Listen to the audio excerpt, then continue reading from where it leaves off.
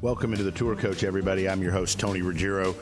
First of all, we're excited to be joining the Golfer Gang Network, which is a collection of podcasts just like us, just like ours. It's all people who love the game, love the journey. They've got some great stories to share. And here on the Tour Coach, you're going to hear a collection of conversations from the people I meet around the coaching and teaching world. And every story has a lesson, and every lesson is designed to help you enjoy, love, coach, and play the game of golf better.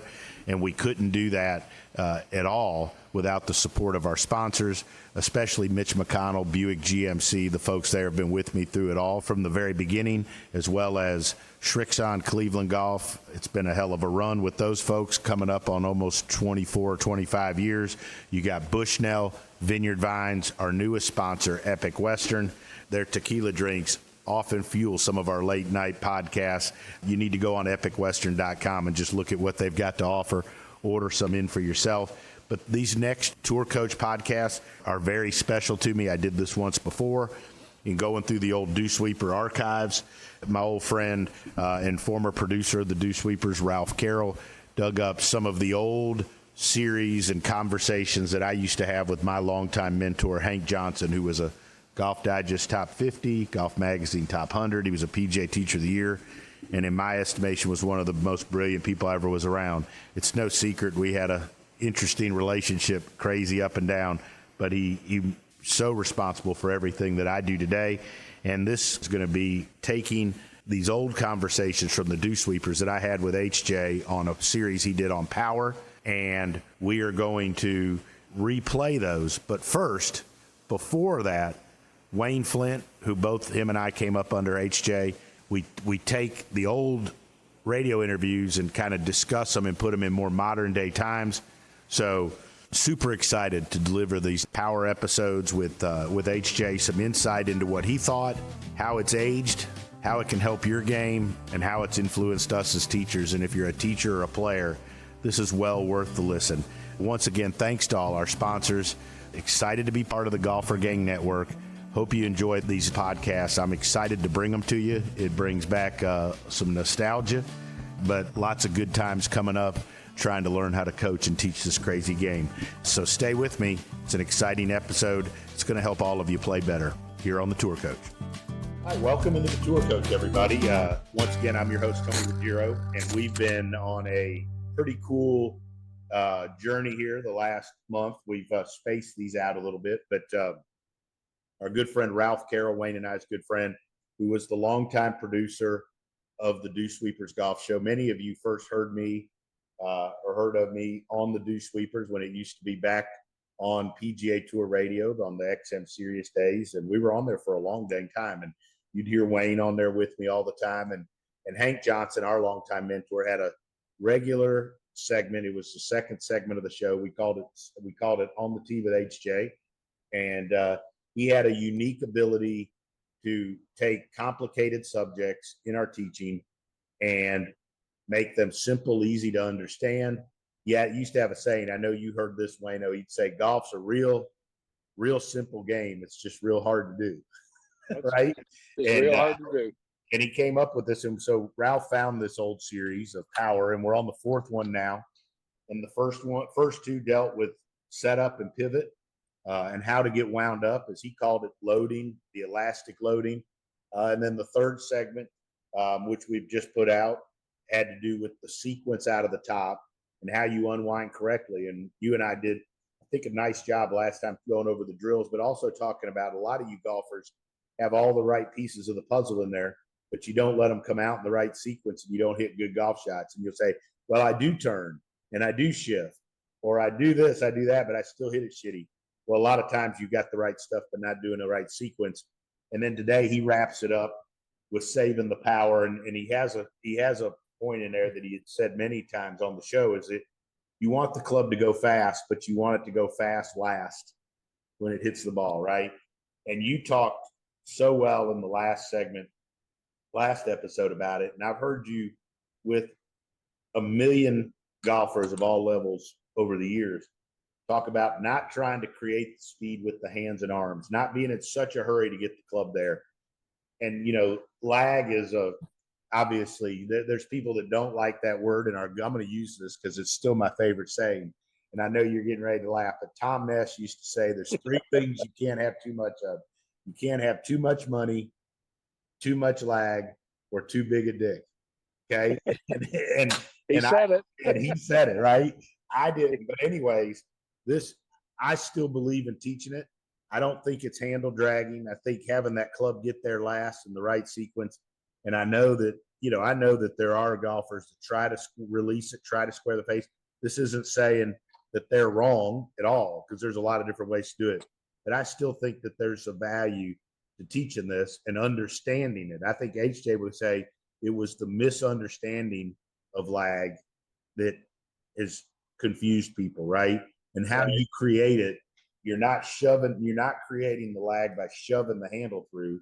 You're creating the lag and the club in a trailing position with the rotation of your body. So talk a little bit about what you heard out of this HJ segment and what the listeners can benefit from. Well, if you're going to talk about lag, I mean, you can't hold lag in the club.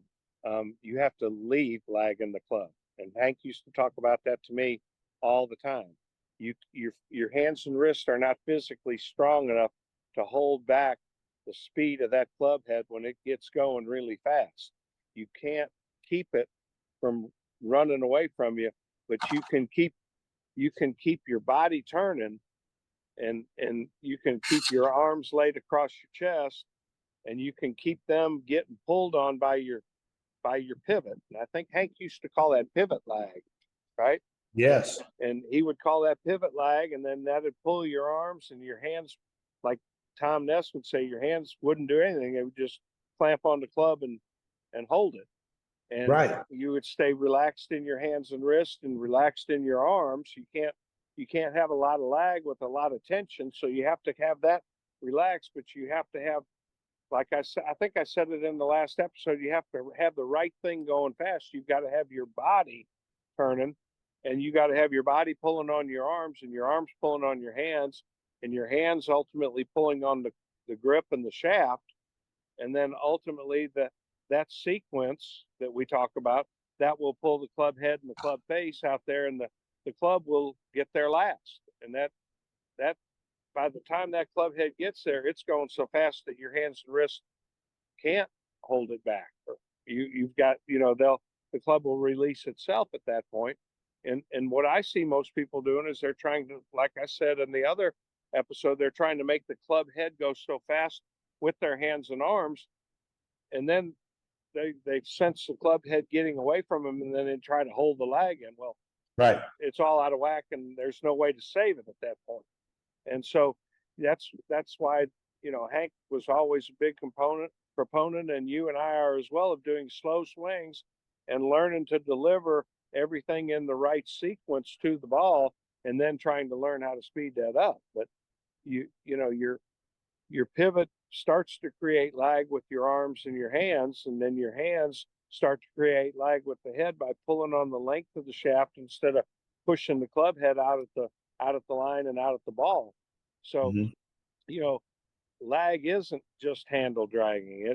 It's a whole sequence of things working correctly that creates lag and gives you the ultimate power. So a lot of times I talk to people about slowing their swing down, and the reality is their swing ends up going so much faster because they're not trying to force or push on the club head. They're pulling on it longer, which lets it load longer and stay loaded much longer. And I think Hank used to always talk about, shooting a gun. You aim the gun, you get ready, you aim the gun, then you fire the gun. You don't fire, aim, ready. I know he was talking to you, Tony, about that. That little inside joke. He used to call me fire, aim, ready. That's right. I was always fired up, ready to head, do whatever, and fire, aim, ready. So you could tell when he was making that, he was talking to me. Yeah. Oh, yeah. That was his it was all about you when he was talking about that. That's for sure. Old Lee Williams will get a kick out of that one. That's right. But I think that's so important to train your hands to leave it back and to not push the club head and the club face at the ball, And I understand how beginners are trying to do it that way because heck, they're scared they're going to miss the ball, right? Right. But as teachers, when we get beginners, we got to put their hands on there correctly. We got to teach them what hand and wrist function, correct hand and wrist function is, and then we've got to develop a pivot and start teaching them hitting little pitches and chips and Right. little bigger shots, and teach them what that is, to where they can then develop a pivot that can add some speed and put some force out into the ball. And I still think, I think of all the people I interviewed in the course of, especially the radio show, right? And I remember Ben Crenshaw one time, and I asked what would be the best way to teach golf to juniors. And he said, from the green backwards, right? You remember that? He was like, yeah, I do. To take a 4 and make it a 3 and make it a 2, right? The only way to do that's with a chip and a pitch. And I remember him doing it, and he was making little motions and, had his hands. And I remember one time at the Country Club of Mobile, we had Tom Ness down. You were there. Yeah. Tom came and taught with us. And, we had a stretch there where, we brought some of the greatest teachers in the game to the Country Club of Mobile to expose those members right. to that. When you think of the people that came through there, yourself, Hank Johnson, Tom Ness, Mark Wood, list goes on. I mean, there was a lot of influential people that came, and a bunch of great young players along with it. Yeah, right. A lot of great young players, and it was cool to see that. But I remember Ness saying to somebody, because he was big, obviously, on teaching this, and I remember the person said, like, "Can I go full speed yet?" And he said, "You can't bake a cake till you can bake a cupcake." That's We're baking cupcakes today, right? And I stole that shit. I use it all the time, right? But even when we're teaching tour players, slowing them down, and it all goes back to HJ doing the stuff, the slow swings. He loved them without a ball. It's hard to get people to do stuff without a ball, but like you're the king of slowing people's ass down, making them hit little shots and learn the motion and learn how to control the club head with the pivot. Tony, I gave a lesson. My first lesson this morning was to a guy that I haven't seen in probably 5 or 6 years, but you'll remember the name, Wes Vance. He was one of my first kids that I took to play Division I college golf, and he ended up playing his golf at Alabama, and he's a great, amateur golfer in North Carolina now. And he was back visiting his family, and he brought his daughter this morning, and he took the lesson. His daughter, I've helped her a little bit at the end, and his daughter was the same age as he was when I gave his first lesson, and so we kind of come full circle. And it was interesting because I told him a couple little things that I wanted him to do. I showed it to him as I always do, and we went back down, and I didn't say anything. Here, we're going to do these 1 or 2 things, and that's it. Now let's see if you can do it. And the first thing he did was hit his 7 or 8 iron, whatever he was hitting. He hit it about 95 yards. He went slow. I mean, immediately his instincts kicked back into, I'm going to go slow and I'm going to try to do this.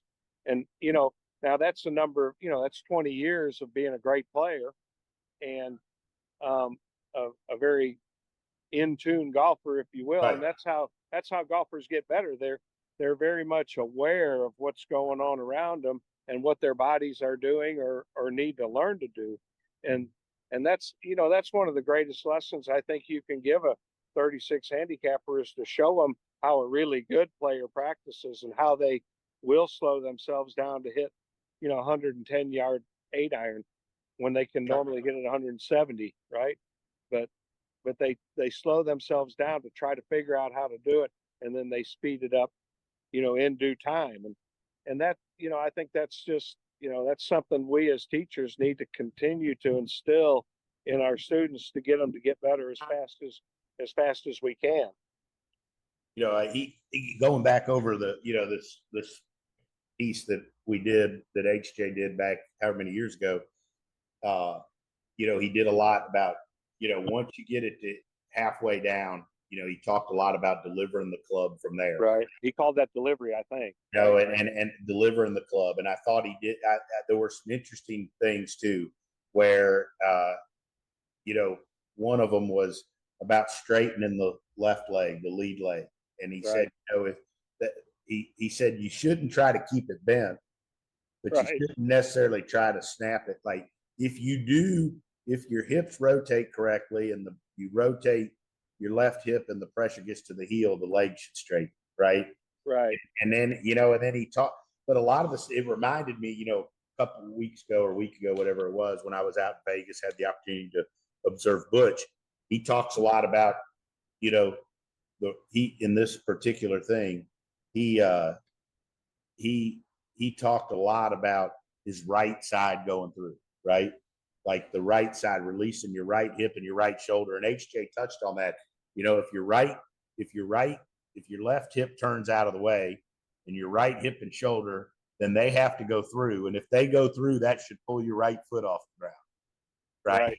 I thought there were, but I thought it was interesting, some of the similarities. I've told you some of my observations being out there. It was such a fantastic day. So fortunate to do it. But it's interesting how these great teachers simplify things down and don't touch on things that are going to happen as a result. To me, that's the genius of HJ, the genius of you. 100%. The biggest thing I picked up in the times I've watched Butch is, not dealing with symptoms. Finding one thing that cures a bunch of stuff up. And I think you hear that in this segment from HJ today about creating power and delivering the club. Well, I don't think there's any doubt. I mean, they focus on the causes, not the effects, and everybody's trying to fix the effects a lot of times. And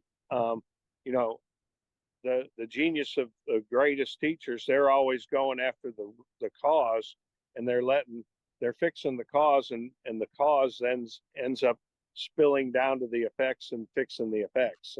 And that's that's the genius of teaching, and that's what the best teachers in the world do. And if you'll stay on the causes long enough, the effects will fix themselves for sure. Couldn't say it any better. Wayno, this has been awesome. I mean, we got to do more of these series. We got to go back and pull this stuff up. We got to get Ralph on that. But it's so fun. And heck, it also at times too, I mean, I'm not afraid to say, like, sometimes you listen to this stuff and you remember things that you used to do. You're like, shit, I haven't done that. Why'd I quit doing that? Yeah, right? why'd I you ever listen to that stuff? And that one always worked, right? Right. What the hell? Why'd we quit doing that?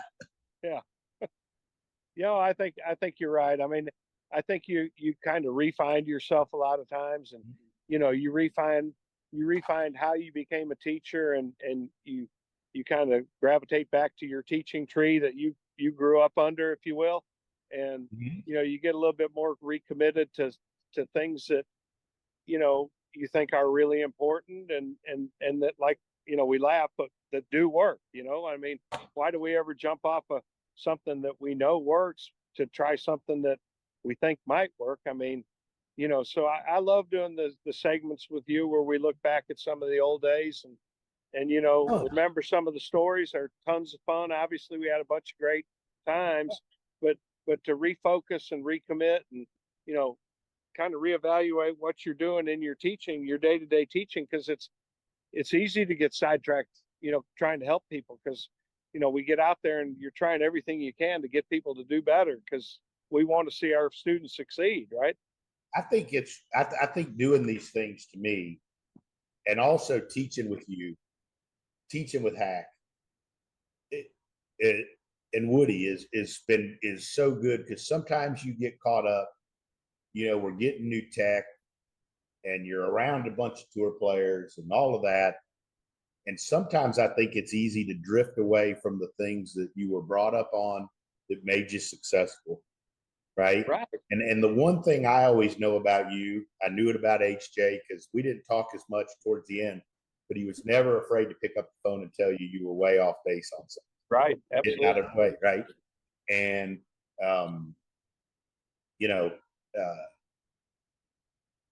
it's just like, it's good. I know if I got way out of whack on something I was doing, teaching, I know you would have no problem calling me going, hey, you're right. Yeah, I mean, well, You would. HJ used to say, if you said something, he would kind of pull you aside. He'd say, "Is that what you really believe?" Yeah. You were painted into a corner at that point, right? So now it was time to try to explain yourself, and he would constantly make you think, wouldn't he? I He made remember us he think. did He that to never me give us one the time. answer. He always made us think. He did So that one time, said to me, is that what you really think? And I go, well, yeah, I mean, H, what do you think about it? He goes, I didn't ask what I think about it. I already that's know right. what I think But about it. he would never give you the answer, but he darn sure make you think. That's for sure. Yeah, right. And again, it goes also to the point that, we've said this a million times to a lot of these young, but like, he would always say to me, quit trying to memorize the answers to the test questions. And I've got that written down. I talk about it all the time. And I try to never get too far away from that, because you told me that as well. And that is like, when you get where you're just trying to memorize, and that's my whole deal with like these tests everybody just puts everybody through. Like, you can't memorize how to make a person better. That's right. Right? It That's comes right. from experience, man. And he also used to say, can't get 10 years of experience in one day, less than 10 years. That's right? exactly right. And those two things, I think, are the biggest things I've learned from both of you. And that is always trying to get better. Don't get away from the things that have made you successful in your upbringing. That's made a lot of people better. And, just you're trying to help the person. I think that was the thing I got from him and from you. And especially with Butch, was like, you're just trying to help that one person in front of you. That's it. Every time that person's sitting in front of you. That's right. And you may tell one person to release it because he's handle dragging. You may tell the next person to try to handle drag, right? Because they're try to lag it more. That's right. Whatever. Right. So I think those are the keys. So it's been a great series, because I think points out why he was great, why the information is great. We still use it. Awesome. And like you said too, it's just been fun as hell. The stories when we talk and prep, going over this, all the fun and all the stories, and we've had a good time. So Wayno, thanks again as always for sitting in. Thank you, Tony. Everybody, you're about to listen to the last episode of the Power Series, in which we go back over the old HJ segments from the PGA Tour radio that I did on Dewsweepers. And again, we're going to put some stuff up on DewsweeperTV on YouTube. Mind everybody to check it out. Lots of great info. You'll see a bunch of stuff from Wayne and all of us on there. So, Wayno, appreciate you sitting in. Everybody stay tuned for the last part of the HJ Power Series here on the Tour Coach. Welcome back into the Dewsweepers, everybody. It's a segment I know a lot of Dewsweepers out there have been anticipating. It's the fourth and the final segment about power, how to load more power in your golf game, give you more power off the tee. Hank, thanks so much for coming on. I know everybody's looking for this final segment, which is going to deal with releasing the power. Tony, this has been fun to do, and it's a complicated issue, and I'm trying to keep it as simple as I can, but got a lot of different parts of your body doing their assignments at the same time. And it all boils down to making the proper movements in the proper sequence. And I think probably the biggest difference between the really great players and average players is the sequence with which they make their forward swing. A lot of average players have the right movements in their forward swing. They're just not in the right order. So that's kind of what we're going to talk about in this segment. Now, we started by explaining that you had to have a really solid setup to create a good wind-up. And the wind-up of your body and your arms creates torque or coil or elastic loading in the big muscles of your body. So you got that wind-up accomplished by the time you get to the top of your backswing, and then you have to release it in the proper order. And we talked about there being two critical movements to go from the top of the backswing down to where you really release the energy that you've created in the backswing. And those two movements are a reestablishment of the left knee position right where it was at address, right over the left foot. And you have to do that without any unwinding of the shoulders so that you maintain that coil in the center part of your body. And at the same time, you bring your right elbow down and put it back in front of your right hip where it was at address without any uncocking of your wrist or unturning of your arms and hands. Now you've got all the angles in your arms and hands loaded, and you've got your pivot still loaded because your hips are pulling your shoulders. I think you've used a good bit on the show the term lag. Hips going in front of the shoulders is pivot lag, and all those angles stay in place until you're ready to release them would be lag in the accumulators that actually create the power. But in any event, when you get to that delivery position where you're now ready to release that power, the things that happen from delivery to the finish of the swing is the left hip continues to turn back over the left heel, and that straightens the left knee. That creates the post around which you want to make your forward swing rotation. So you're making your forward swing pivot around your front leg and not your back leg. The hip rotation powers the rotation of the shoulders through the ball to the finish. Your hips have to pull your shoulders to the finish of the swing to maintain that stretch and elastic loading in your trunk as long as you can. And as this rotation occurs, the hands are allowed to move away from the right shoulder, and when they do, the right elbow can straighten, and when the right elbow straightens, the wrist uncock and roll to the finish. So it all is driven by the pivot, the left hip turning back over the left heel to initiate the release of power, and then everything else just follows along. Now, if you do it correctly, you're going to finish in a balanced position with your trunk over your front leg. Your arms will be relaxed and still in front of your left shoulder, and your right knee should be pulled over toward your straight left knee, and the right shoulder should be slightly lower than the left. Hank, let's go back here for just a second, and I'm pulling things that people have asked here before on the Dewsweepers, and that is the straightening of the left knee. Is that something? Do you have to focus on the whole sequence, or is that a good thought for some people to go ahead and try to straighten their left leg as they're going through the ball? Tony, I don't know that you want to straighten it. I think you just don't want to try to keep it bent. Now, if your left hip is turning back over your left heel, that will pull your left knee straight. And it's better to let the hip rotation pull it straight than to try to snap it straight. Really, the same would be true on the right side of your body. I have a lot of people ask me, well, what about your right foot? Does it need to stay on the ground? Does it need to come up? When does it come up? How does it come up? If your left hip is turning back, then your right hip is going to be turning through, and the rotation of your right hip through the ball actually pulls your right foot in and up so that the right foot is reacting to the rotation of your hips. It's not pushing. And a lot of times if a person is trying to push too hard with their right foot, that's the reason they can't get off their right side. You can't push with your foot unless you're standing on it. But if you let the hip rotation straighten your left leg and pull your right foot in and up off the ground so that your knees come together, that's the proper sequence, I believe, of the motion of the lower body. You know, as we look back over these past segments and you even go into segments before, Hank, the one thing that I always hear is that we keep talking about pushing rather than pulling. And if you don't have a good pivot motion and you don't start with the very first segment that you did here on power, you can't go to the end and get there. You have to build this whole thing like a building block process. Well, that's true. And, muscles pull, they don't push. You don't have any muscle in your body that actually pushes. So their function is to pull, and so I believe, and I think you agree, that the motion of a golf stroke is a pulling motion from in front of the club. And that's why it's so important to get this sequence correct, so that your pivot is pulling your arms are pulling the club shaft, and the club shaft is pulling the club head, so it gets there last.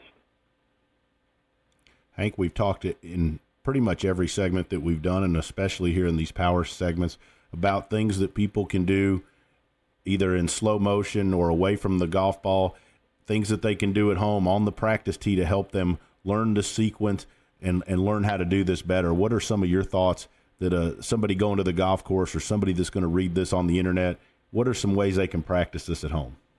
Well, going on the golf course and thinking about any of this stuff is going to make players worse rather than better.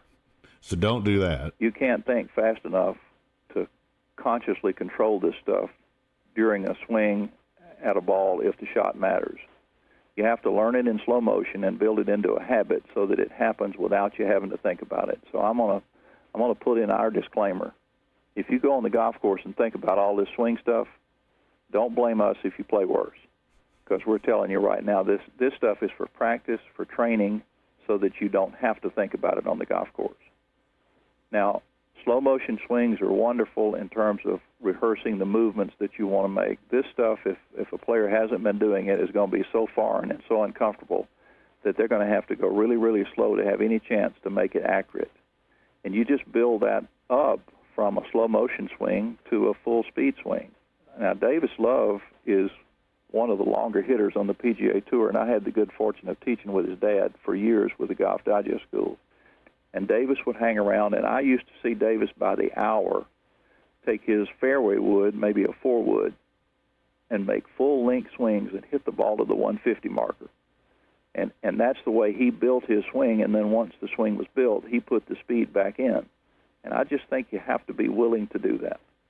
Hank, don't you think that by doing things in slow motion, it helps you learn to feel what it's like correctly? I know we've talked before that if you really want to get better and you really want to play well, you have to learn to recreate what it feels like when you do it correctly, because you can't think about it while you're on the golf course. Well, I think that's absolutely true, and sometimes people kid themselves. I had a student the other day that I was getting to hit shots with less than full-speed swings, and the student turned to me and said, "I can't swing that slow. Every time I swing that slow, I lose my balance." And I said, "No, you lose your balance every time. It's just when you go slow, you can feel it. It's not just when you swing slow. That balance problem is there in every swing, but it does let players have a better feel for what's really going on in their swing." Hank, kind of to wrap this up, one of the other questions that we get here on the Dew Sweepers frequently, and I get it as well, is, people wonder how important is the finish position and monitoring where you get. I tell people all the time, I know you do too, to hold your finish. How important is that, and what can you learn by that finish position? Well, I think where your swing finishes is to some degree an individual thing, and I mentioned several keys that I think are important for everybody. Number one, you want to be in balance. I said early on that one of the jobs in your golf swing is to swing at something near your feet at close to 100 miles an hour if you're as good as the tour players without falling down. So balance is a key issue, and you want to be balanced at the end of your swing if you're a right-handed player on your front leg. You want to be able to hold your finish on your front foot balanced until the ball lands. So that's a good objective for your finish. Now, the other thing you want is a complete rotation of your body, and for most people, if their hips are fully rotated, their knees will be pretty close together. Most really good players can get their right knee to come all the way over and touch their left knee. So that's another good key. And to stay in your posture, there would still be a little bit of tilt in your shoulders at the end of the swing. Your right shoulder would be a little bit lower than your left. If they get up too level, then the club has a tendency to come from outside the line. So you want a little angle across your shoulders. And if you have a good full body rotation and the flexibility to do it, your right shoulder should actually be a little bit closer to the target than your left. So right shoulder through and a little lower than your left. As far as where the arms and the club go, I like them relaxed and still pretty much in front of the chest. I don't like for the left arm to go way around behind the left shoulder. First of all, it doesn't add anything to your swing, and secondly, it exposes you to the risk of injury. So just leave your left arm relaxed and kind of in front of your left shoulder and let it go around to the left with your turn. And it sounds complicated, and I wish there were a way to make it more simple. Sometimes if you take a complicated subject like the sequence of the swing that creates power and try to simplify it, you just make it incomplete. And so I've tried to cover all the points as simply as it's possible to do that, or at least for me to do it, and I hope it helps everybody.